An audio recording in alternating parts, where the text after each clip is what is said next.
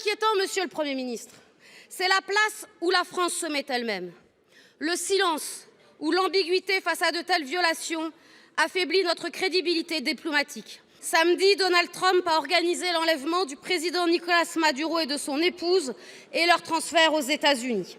Il se justifie alors par la lutte contre le narcotrafic. Mais dans sa déclaration, il dévoile lui-même son vrai but, l'occupation. Je le cite: « Nous allons diriger le pays jusqu'à ce que nous puissions effectuer une transition » et il annonce l'arrivée des entreprises américaines pour prendre le contrôle des infrastructures pétrolières.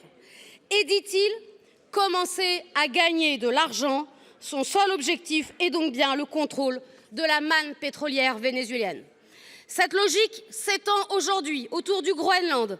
Les pressions sur les ressources et les routes arctiques s'intensifient. Et quoi qu'affirme le président Macron, cette menace doit être prise très au sérieux. Nous assistons donc au retour assumé des logiques de puissance, d'ingérence et de prédation. Mais le plus inquiétant, monsieur le Premier ministre, c'est la place où la France se met elle-même. Le silence ou l'ambiguïté face à de telles violations affaiblit notre crédibilité diplomatique. Au moment même où nous voulons réaffirmer notre soutien à l'Ukraine face à l'agression de Vladimir Poutine, comment exiger le respect de la souveraineté et de la Charte des Nations Unies si nous restons muets quand une autre puissance piétine ces mêmes principes? L'incohérence nourrit le cynisme et elle sert ceux qui nient le droit international.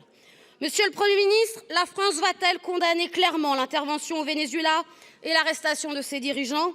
Enfin, nous vous avons interpellé avec mon collègue président du groupe GDR à l'Assemblée nationale pour l'organisation d'un débat 50-1. Vous en avez acté hier le principe à l'Assemblée nationale.